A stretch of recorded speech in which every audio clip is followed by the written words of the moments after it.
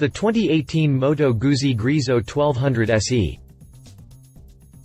Moto Guzzi carries its Griso 1200 8V Special Edition into 2018 with the new Black Devil livery over the same custom blackout treatment as the previous gen, and the customary naked look long associated with the range. Much of that look is centered around the exposed 110 horsepower V-twin powerplant that comes set transversely in the frame for that instantly recognizable Guzzi vibe. A sleek shape and nimble frame provide the agility, but the rider will need to provide all the skill since it runs sans any sort of electronic aids or fandanglery such as traction control or anti-wheelie slip protection. This is one ride that you can take at face value as a raw, honest streetfighter. Continue reading for my review of the Moto Guzzi Griso 1200 SE. Design. This ride really connects with the custom culture with all that black paint, from the inverted fork stanchions to the swing arm and almost everything else in between. MG offers the same graphics as last year with a stripe and swath of color, red on the Rosso Trofeo and silver on the Black Devil, over a predominantly blacked out ride. I mean, nearly everything got the achromatic treatment from the inverted fork stanchions to the swing arm and almost everything else in between. Sure, there are a few shiny bits of chrome and the like, but this ride really connects with the custom culture with all that black paint. The front fender isn't quite down into bobber, gasser territory, but it is cut down enough to look like someone was trying to reduce the unsprung weight a bit for the sake of performance. From steering head to swing arm, the visible twin spar frame members seem to cut into the sides of the sleek teardrop fuel tank, but that's just an optical trick due to the bolt-up tank lowers that bump out to form a knee pocket and to fair out the visual impact of the heads and rocker covers that jut out both sides. The members terminate at the narrow waist just below the scooped, two-tone saddle that sports a grab strap and P-pad to go with the fold-up foot pegs, good thing considering how short the pad is and how it tapers off over the slightly kicked-up subframe and fender. LED emitters provide the rearward illumination, and while the turn signals come on whisker mounts, the taillight itself is recessed and flush with the fender just ahead of the mudguard plateholder assembly.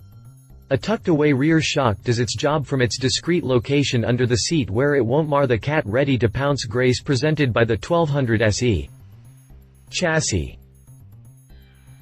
The Griso 1200 has agreeable handling that is eager in the corners while remaining reasonably stable on the straights. The steel twin spar frame forms a sort of wishbone that serves as the main means of support with the engine pulling double duty as a stressed member. This completes the assembly and saves weight by displacing the downtube cradle section of the frame, plus it showcases the big V-twin engine, leaves it with access to plenty of fresh air for the air-cooled plant and leaves room for an interesting exhaust header arrangement. Rake and trail measure out at 26 degrees and 4.25 inches, respectively, with a 60.78-inch wheelbase, and this gives the Griso its agreeable handling that is eager in the corners while remaining reasonably stable on the straights. Up front, the USD forks run with a 43mm inner fork tube while the rear end floats on a remote reservoir gas shock, and both ends come with the full trinity of adjustments: compression, rebound damping and preload. A pair of 4-pot opposed piston calipers bite the dual 320mm front discs to provide the bulk of the braking power, with a twin piston anchor and 282mm disc to help keep the rear end where it belongs, behind you. If you're the type of rider who really relies on abs to keep your ride dirty side down, you need to keep looking, cause the Griso has nothing but raw, unaugmented brakes, which means you have to have skill instead. A set of 17-inch laced rims round out the rolling chassis with a ZR-rated 120/70 hoop up front and a 180/55 bringing up the rear. Drivetrain.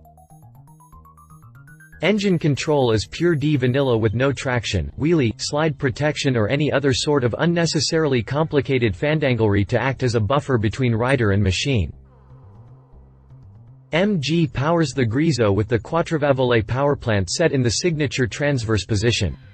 According to the factory, something in the order of 75% of the internal components are new in this mill, to include a beefed-up crankshaft and new 3-segment pistons to name a few.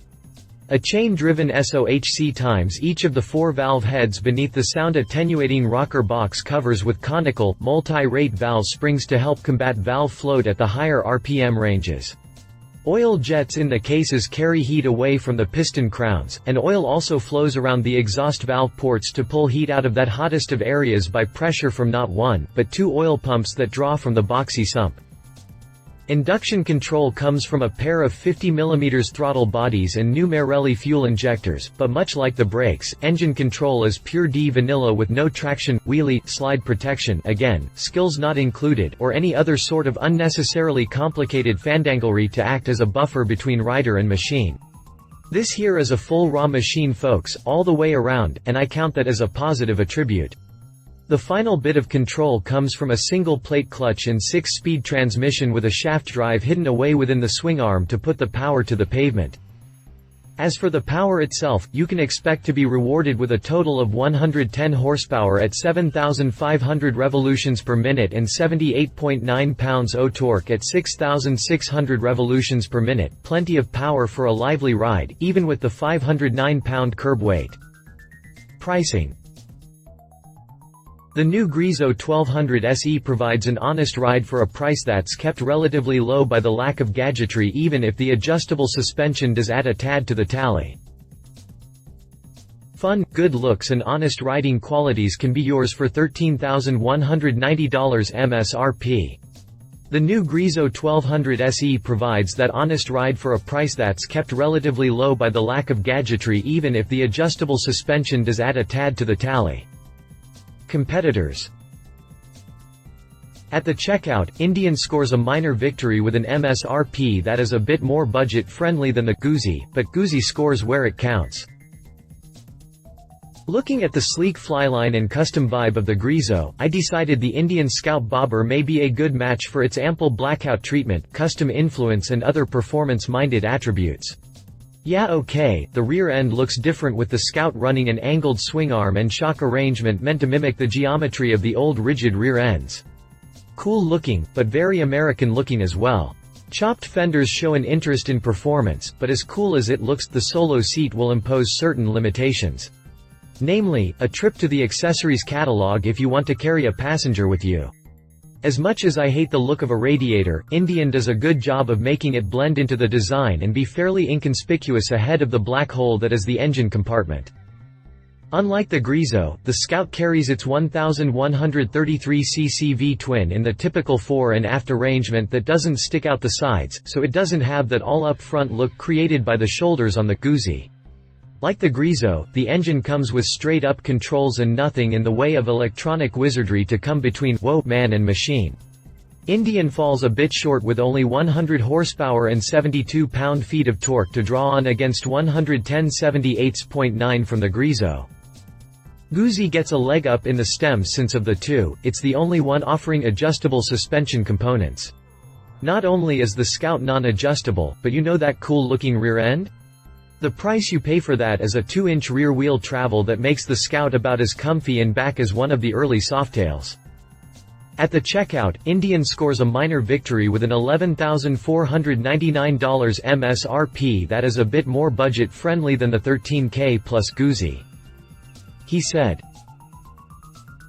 "Nice-looking ride, sort of strikes me as an Italian Sportster, but with the suspension components HD ought to be looking at.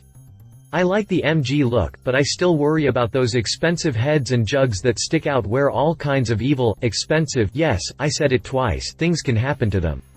That said, this is a definite alternative to a Japanese crotch rocket if you just want some good, honest fun, transportation." She said. My wife and fellow motorcycle rider, Alan Hinton, says, "It's really nice for a lazy cruise, rather sedate, but doesn't seem very suited for low-speed commutes. For low speeds in heavy traffic, it just doesn't feel friendly. It's kinda cool that the engine actually gives your legs some wind protection, though it does have some vibration in the handlebar and some through the pegs. The seat is nicely padded and even after spending a couple of hours in the saddle, it's still quite comfortable. This bike, I think, is good for a rider that doesn't need to impress anyone." Specifications. References. Indian Motorcycle Scout Bobber. See our review of the Indian Motorcycle Scout Bobber. If you liked this video, please share your thoughts in the comments below and don't forget to hit the subscribe button.